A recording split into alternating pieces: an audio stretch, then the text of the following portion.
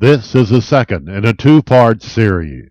The next time you need a haircut, think of the barbershop with a grand tradition. Williams Barbershop. Williams Barbershop, proud to serve the entire community of Eufaula. Come by to our new location, new facilities, and see what it's like to be treated in style at Williams Barbershop in the old J.C. Penney catalog store. There is another choice for making funeral arrangements. Central Funeral Services, located in Eufaula and Louisville, Alabama. With one-of-a-kind staff, thrives on professionalism and meeting the unique needs of families with a wide variety of services. Owned and operated by the Mixon family. Call 687-1060 or 266-5261. Melissa Mixon Smith, licensed funeral director.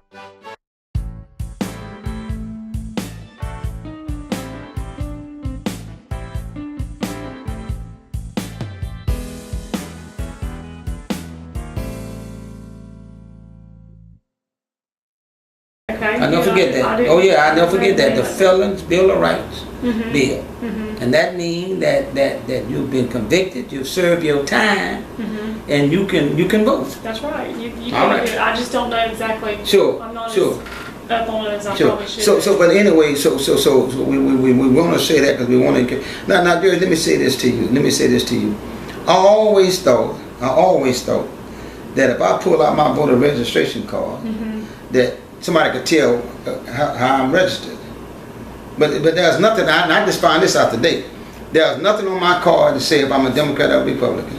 Yeah. And then I went to the voter register's office, and they said that we don't know. Only thing they can tell us in there if we voted or not. Right. They can tell us if we voted. I could look in the. I know Alabama's not a state that makes you declare your party preference. So I don't. I noticed in our voter registration system, I think I've seen something somewhere that has an area that can be checked on whether you're Democrat or Republican, but it's never checked. Would you do that for me and let Well, them folks know I'm a Democrat? Check and see if you are. But so. I'll let you look it up after we get off the air. We'll look it up and see. Well, I know what I am. It's for them. We'll see. Yeah, it's for fun. But look, so the only time we have to declare is in the primary. That's right. And in the primary, you got to say whether you vote Democrat or Republican. That's right. But now in the general election like we just had, you can vote for anybody you want to. That's right. All right? Because the primary is so that the parties can select their candidate to put up in the general election, and that's where they vie against each other. So you only have the choice to vote for one candidate from each party, or however many are on the ballot. Like some places have more than the Democrat and Republican Party. But not here. I have to declare either Democrat or Republican. Is that right? In the primary. There's no room for independents, or what about Tea Party?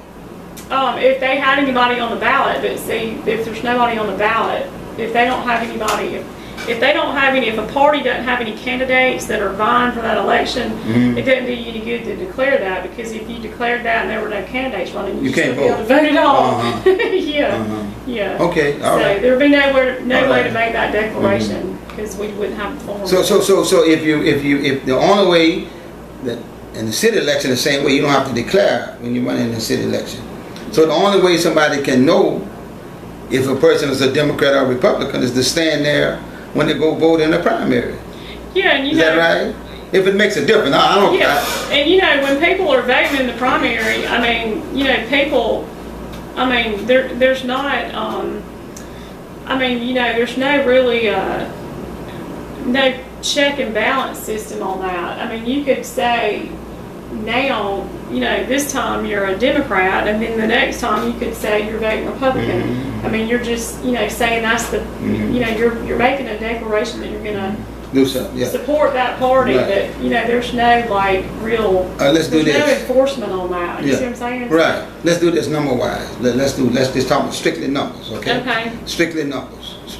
From the election? No. I got all my good stuff. We're gonna talk about that. I'm gonna let you tell us anything you want to tell us, okay? I don't know. Okay. But look, if let's talk about strictly numbers. Strictly numbers. if the I know on top of the ballot, on top of every ballot, they say you can vote straight Democrat Party, straight Republican Party. Strictly numbers. Strictly numbers. Right. If everybody voted straight Democrat and everybody voted straight Republican, would not the Democrats win? Does not the Democrats outweigh? In Barber County, Yes. it would appear to be so. Let me show you. I'll tell you. All right, good. Just to give you an idea. All right.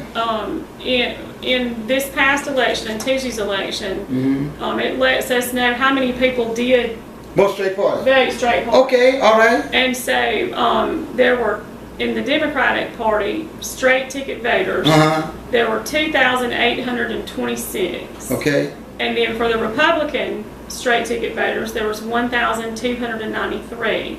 And so that is a total of, let me tell you how much. Okay, now say that again before you figure that out. 2,826 Democrat. Straight party. Yes. So we got a paper here that says how many people voted straight party, Democrat or Republican, right? That's right. Okay. And so that's 4,119 voters picked straight party one way or another. And we had total voters 6,901. So you had about 2/3 or so voting straight party one way or another. What about write-ins? You got any write-ins on that, Judge? There were write-ins, but those were very minimal. Would have to be a certain number before it be on your paper. I don't see it on your paper. Well, those aren't on this paper. They're on this one over here. Yeah. See, like if you look at the like for governor here, and this is breaks down by precinct. You can see there was, like Baker Hill had one write-in for governor. There was one write-in for governor in Clayton. Okay. One write-in for governor at the community center. Did you follow? Yeah. Yeah. So really, not many people wrote in for governor. So, but even if it ain't but one, you got to account for that. That's right. Okay. Okay. Yeah, and it's accounted for here. And then the poll workers have a list that night that they compile to show, who those people are. Those wrote in. And and how many votes each one of those people got for which office. And those will be compiled and submitted when we do our final certificate of the results of the election, which will be next Friday. Okay. Now. I'm trying to see what word I'm using. The number of this is official until when? Next Friday, a week from today. And what's going to happen then to make this official? Well, on Wednesday we do the provisional canvass, and then that gives. And we don't have any provisional ballots. We only have 22 in Barber County, and whether all 22 of those will be counted, I don't even know. Okay. Some counties have hundreds of provisional ballots. Right. So I guess they give us, like in the primary, when you do provisionals, you certify the results the same day. I asked the Secretary of State earlier this week, why do we have to wait till Friday to certify? Why can't we certify Wednesday? And they're like, we don't know. They couldn't give me a good reason, but I decided after I hung up with them and started thinking about all this again, the reason is likely that, there are some places who have to get those write-ins compiled, which is kind of yucky, you know what I mean? Because you're having to do all that. So I think it just gives us a couple of days to handle the write-ins, because the general election is different in that regard than the primary. So Friday at noon, and we'll do that in Eufaula this time, just because it's David Nix, the sheriff, and me are on the canvassing board. So we'll all get. And where will you be? Where will you be doing this at? Courthouse? Courtroom? Yeah. We'll probably just do it. I don't know. We hadn't really talked about where we're going to do it. Okay. In Clayton, we always do it in the auditorium. Now, is this open to the public also? Sure, absolutely. Okay. Yeah. If nobody ever comes, but if people come, we'll go wherever we need to go to accommodate everybody. If we have anybody coming, we'll probably do it in either the commission room, or we could do it downstairs at my conference table, or but whatever. But let me ask you this. When we turn our ballot over. I'm talking about on voting day. We turned our ballot over. On the back side? On the back side. There were some people that was already elected that we had to vote for. Well, they just didn't have opposition. Okay, like... No. Let's say, can I talk, for instance, can I say the sheriff? Like the sheriff. You can talk. The sheriff was already elected. Did I have to vote for him again? No. He really was not already elected, because there was there was no Republican running against him. Right. So he didn't have a named candidate that was opposing him, but there's always the possibility for write-ins.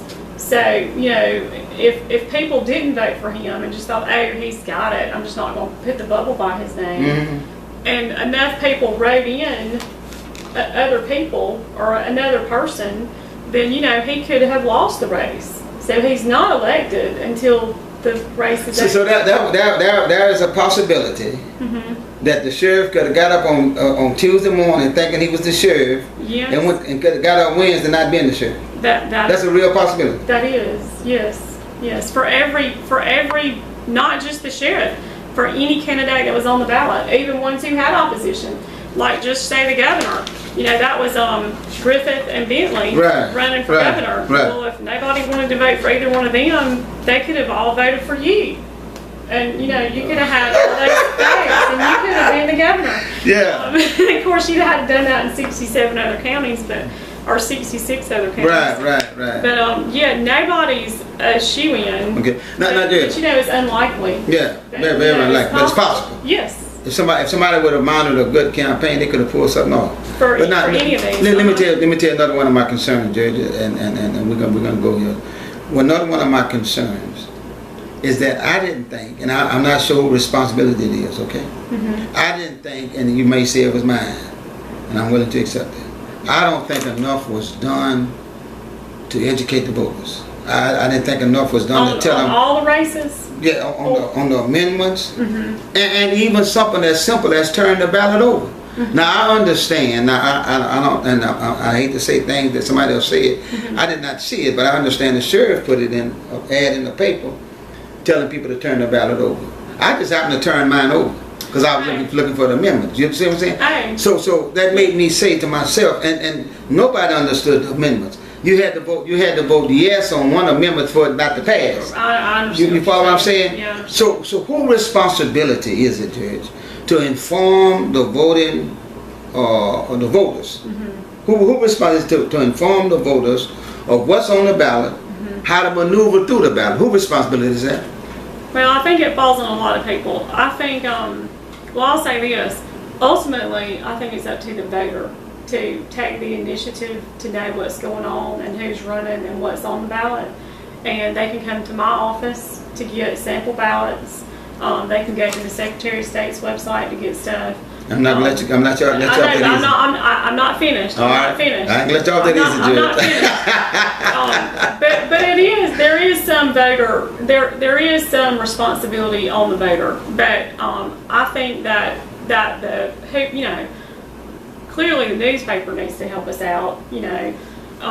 But the like on the amendments, just to give you an example of that, this is the first time there was a this November election is the first election since we've had the June and July primaries.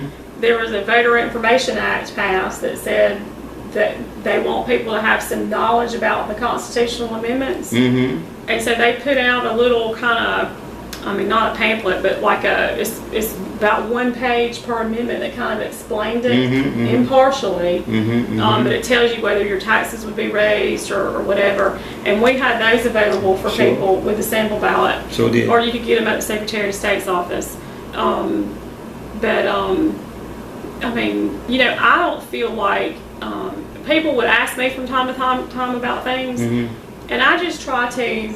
I need to be impartial because I'm the chief election official. I agree. So I try not to tell people a whole lot about what things mean because I'm afraid if I word it a certain way, I may portray it positively or negatively. All right. Now, Judge. So let's go. I hadn't gone out to do it, but if people come in and ask us, we will talk about it. But I don't feel like I need to Look, get out there and tell people what's on the ballot. You're my friend. Let's talk about this. And you're 100% right.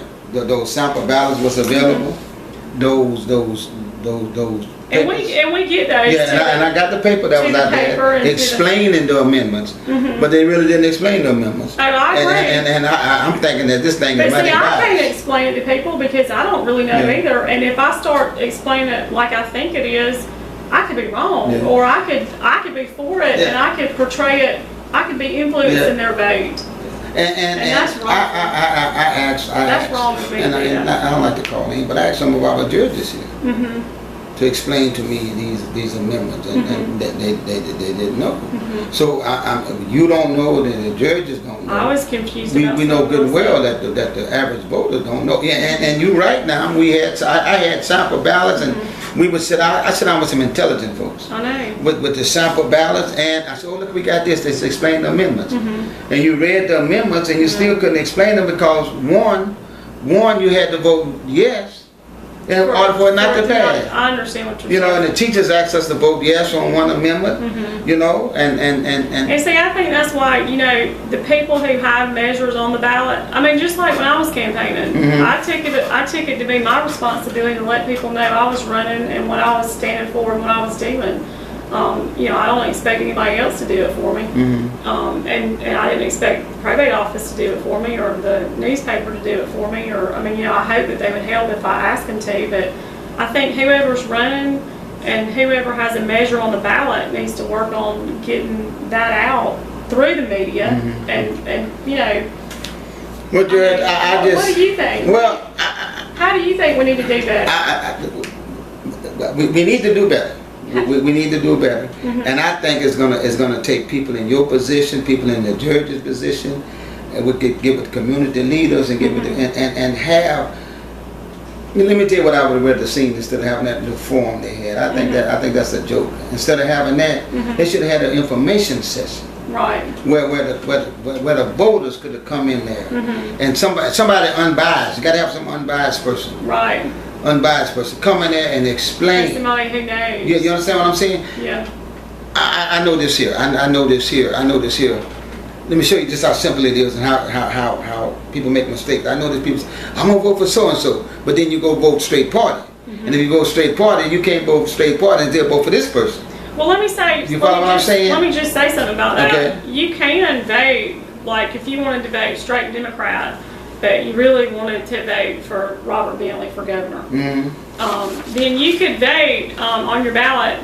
You could check the straight ticket Democrat, but vote for Bentley, for instance, and every Democrat would get your vote except for Bentley, and he would have your vote.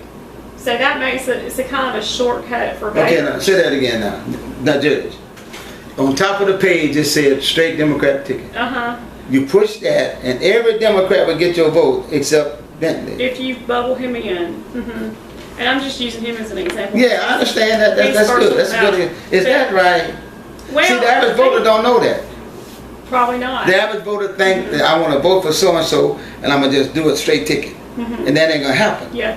And so I always thought, and I call myself an intelligent voter, but I did not know you could put straight Democrat and yet go over here and vote. And so you could pull the lever, and they would all blink up. Right. And they'd all highlight up. Right, you know, exit. Democrat. Yeah. Well, if you had the little buttons out beside everybody. Well, if you went up and pull the button out beside Bentley, even though his other person was done, then the one for the Democrat would go off and the Bentley one would show up. You see what I'm saying? Yeah. So I didn't know that. So it doesn't cancel out all the others when you do the one. You kind of have to think of it in those old lever days. So you have to do that other person first. It doesn't matter. Don't make them what order. Not on the. I don't know how the levers were, but I would love to know. I would love to know, Jared. I would love to know how many of our viewers, how many of our intelligent voters knew that. Probably not many. I'd like to know people that's running around telling people to vote. I would like to know how many people really knew that you can pull a straight ticket and yet vote for somebody that's not on the ticket. Man, that's very interesting. I always tell people that Gumbo Live is going to be informative and fun. Yeah, and we having fun being I hope informed. it's been fun. Oh yeah. What else you want to share with us, Jerry? I mean, I just brought some stuff because I didn't know what all you might have questions on. Sure. You know? Sure. I really had wanted to go over the the percentage and the total ballots cast, which we did. Okay. Now, do you have it broke down by race? Yes, by each race. You have it broke down by. Okay. Are there any you're particular? This is just for Barber County. Not for the state. Okay. Now, you told us. You told us how many people voted straight ticket. You gave us that number. Yeah, 2,000 whatever. Now, is that broke down by race? You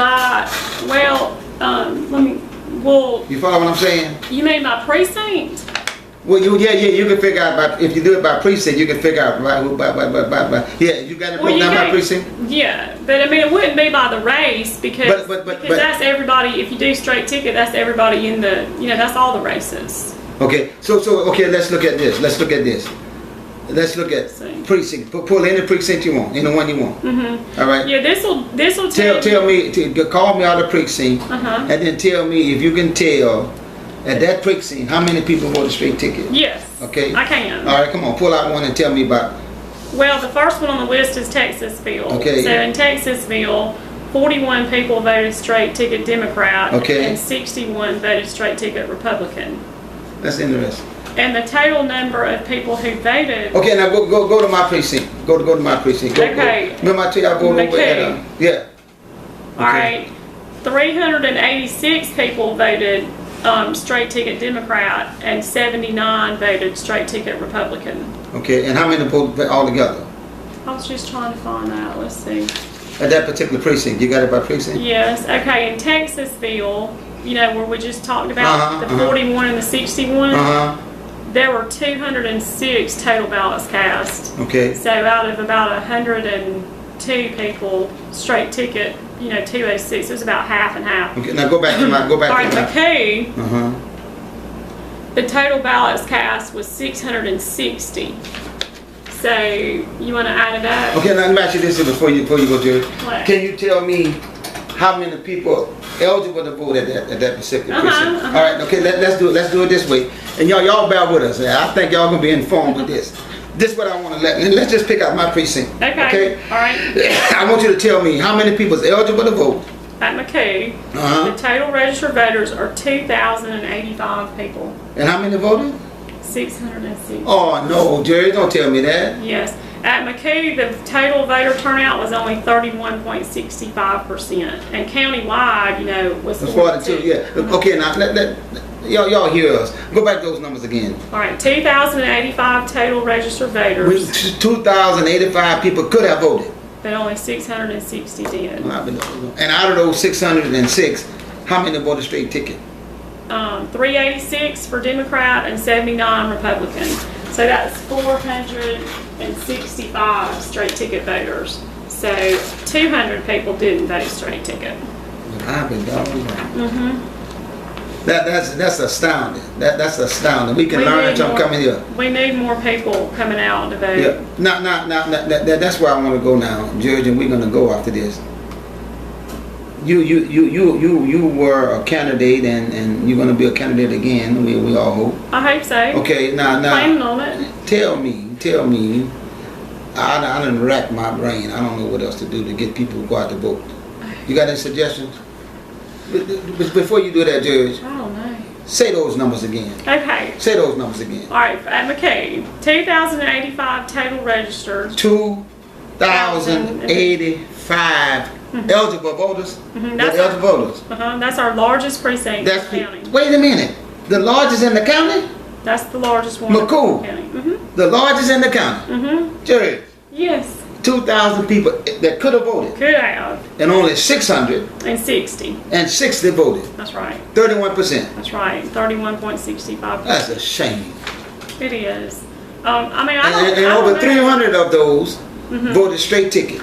Yeah, well, over 400 voted straight ticket, but 386 were Democrat and 79 were Republican.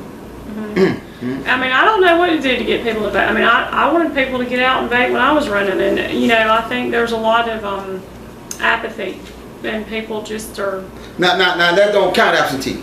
Does that count absentee too? Well, the absentee numbers are factored in separately, so there could have been. There could have been some people who are registered at McCoo who voted absentee, but I can't tell from any of this list how many that would have been. Do you have a list broke down like that somewhere?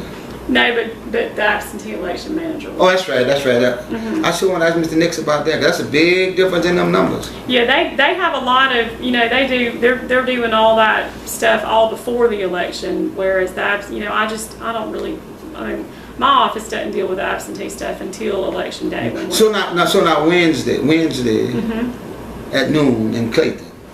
If I ask Mr. Nix these questions, would he have something in front of him? I need to get with him before then. I get with him before then. He could easily get it, but he wouldn't just be able to tell y'all. He doesn't have a report like this already generated, I wouldn't think. Look, if you have any questions about this election, about the procedure or anything, please send your questions over to the bread basket, drop them off, and I'll walk across the street and give them to the judge, and we'll come back and answer them. Sure, or absolutely. Or if they just have questions and want to call me, like you were talking about initially about the poll workers. I mean, I still just want to emphasize that that's a very hard task to accomplish, getting over 100 people appointed throughout the county.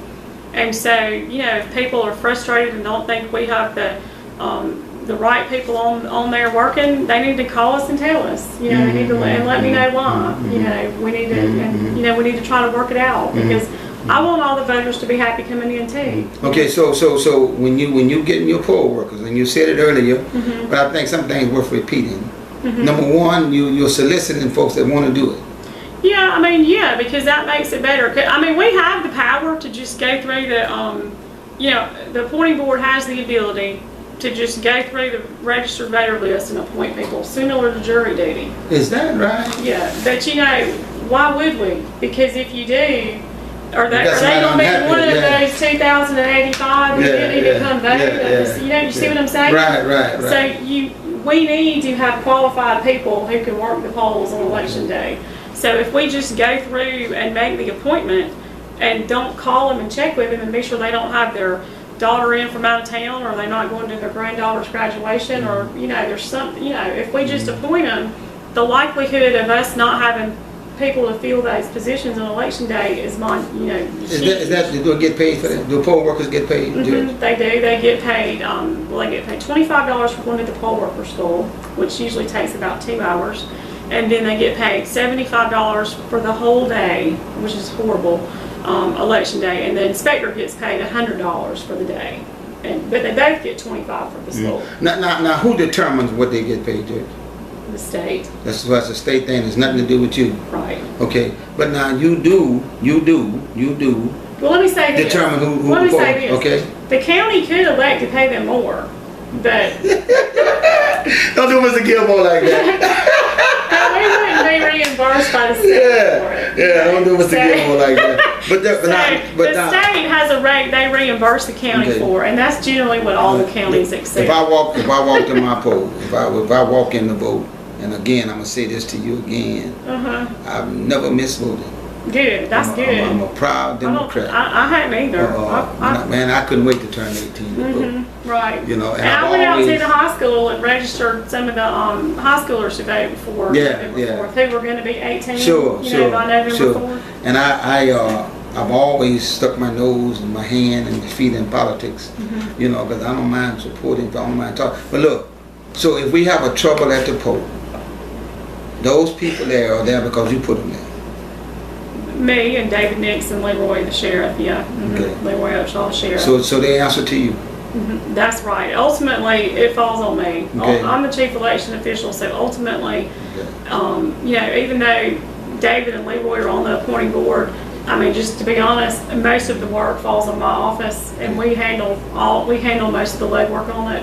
And they defer a lot to me on who we make the appointments. Whose job is it to make sure that folks don't be harassing me when I go to vote? Whose job is it? That's my job. I should answer to you for that. All right. I don't want nobody to run up to me giving me nothing to vote. Yeah. If I want something, I'd ask you for it. Well, let me say this. Now they do have the right, people do have the right to be out there. The law says they can be out there. So I guess if you're talking about people who are passing ballots out, I mean, you can tell them no, you don't want it, but as long as they're 30 feet past the door of the polling location, and the property owner has not forbidden them to be there, And if they forbid one, they have to forbid all of them. Then they can be there. So, you know, you just have to kind of... Now, okay, now let's talk about this. Now, if somebody were harassing you, that's different. If some, well, to me, To you, that is harassing. giving me a ballot telling me who to vote for, that's harassing me. It might not be harassing Well, I nobody hope else. they're not telling you, hey, I hope they're asking you to do something and, you know, trying to tell you the Vote reasons. for so-and-so. No, Trying don't to tell tell me. you the reasons why you should, No, but, no. you know, or why it would be good. No. But, yeah, I know how it works. It's not always like that. Right, but, right. Yeah, All right. yeah. Just we can do this again. Please. And this procedure I'm going to use. I'm going to talk to Mr. Nix. Mr. Okay. Nix promised me that he would do an interview. We talked about this months ago, Yeah. and he promised me, and he's a man of his word. So I'm going to go talk to him, He can, and then yeah. we're coming back again. Sure. And in the meantime, we're going to ask our audience out there if you have any, can I say complaints? Sure, If absolutely. you got any complaints, the judge say, call them.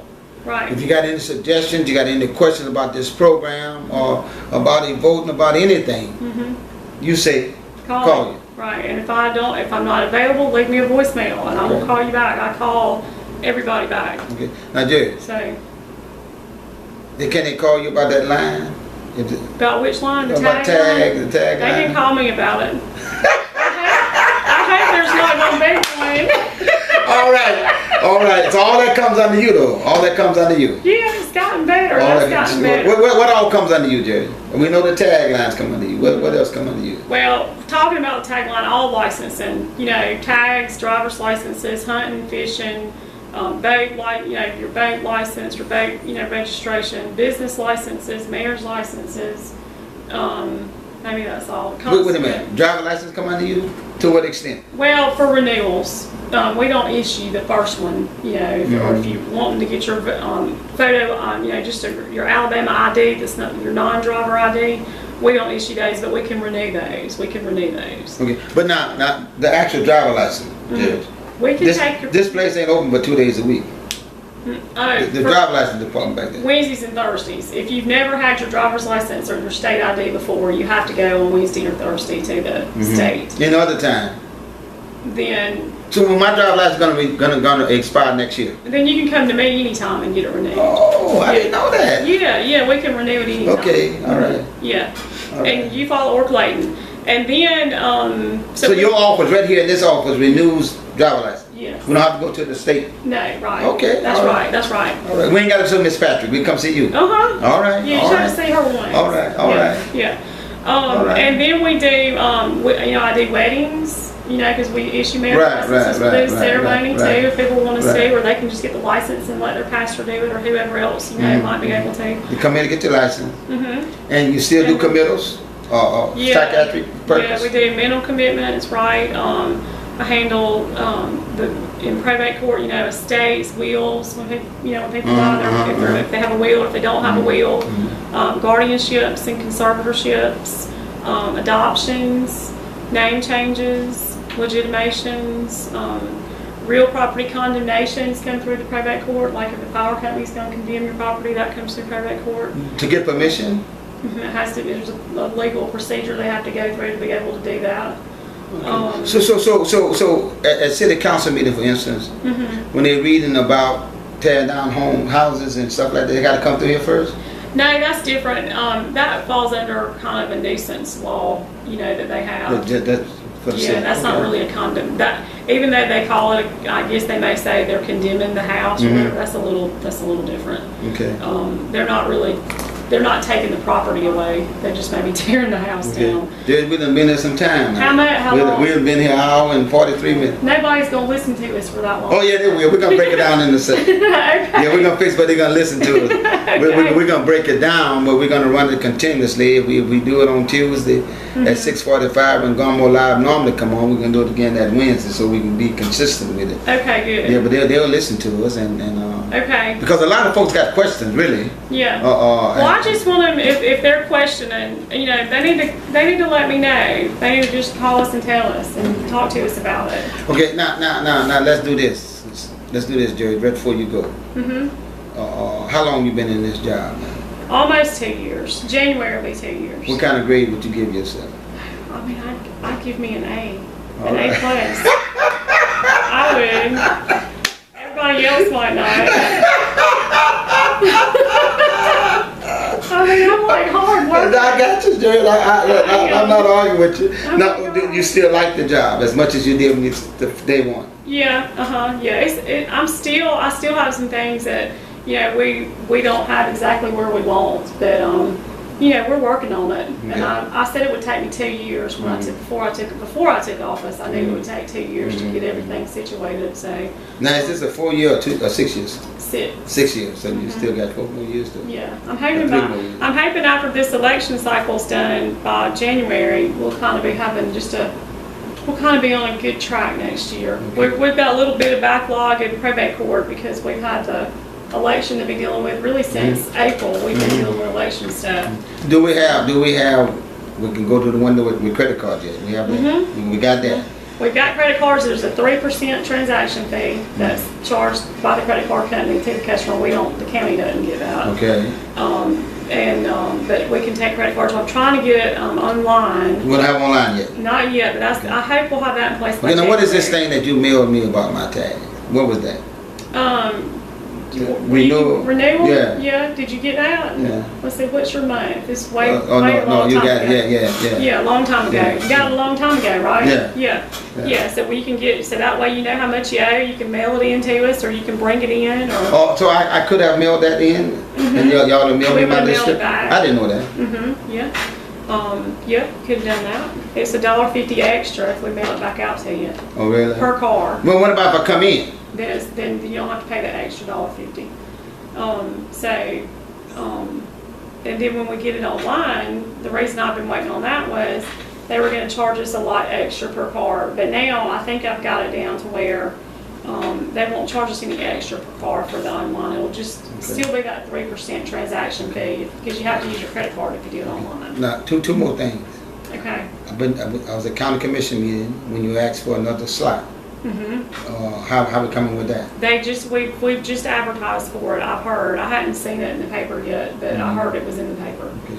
So Now, this is your opportunity to tell everybody in Barber County what you're looking for.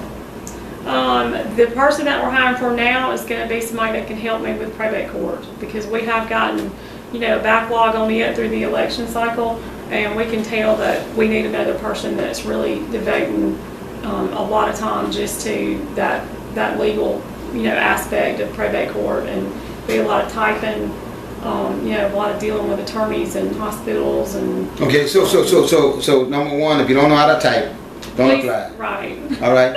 Then number two, if you don't have the type of personality where you can deal with folks, don't apply. That's right. Okay. So now, do you got to have knowledge of probate court?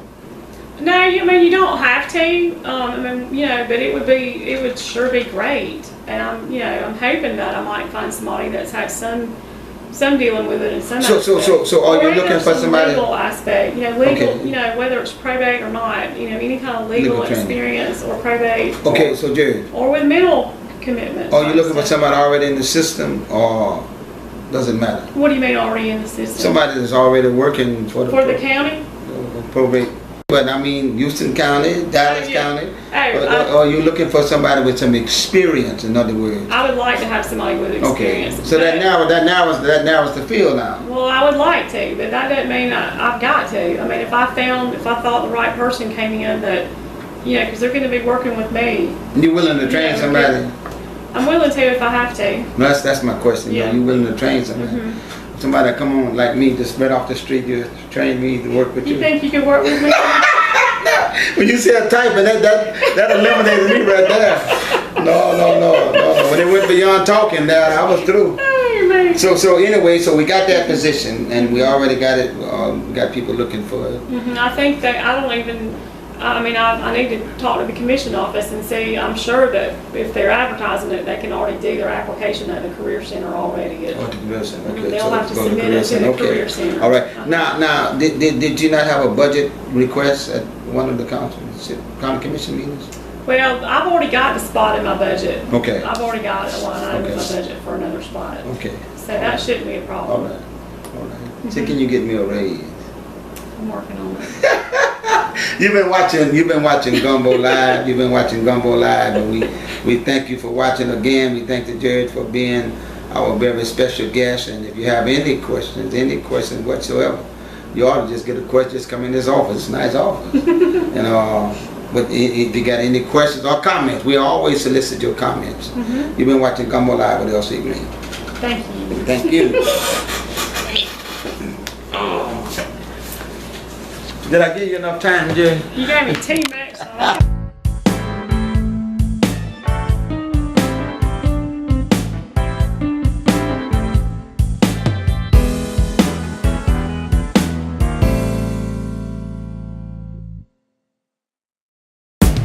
The next time you need a haircut, think of the barber shop with a grand tradition. Williams Barbershop.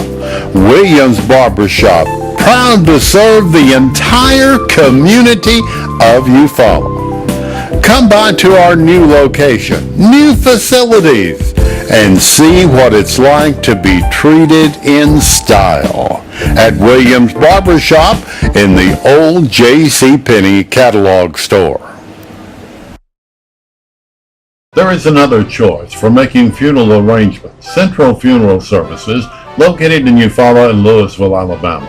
With one-of-a-kind staff, thrives on professionalism and meeting the unique needs of families with a wide variety of services. Owned and operated by the Mixon family. Call 687-1060 or 266-5261. Melissa Mixon Smith, licensed funeral director.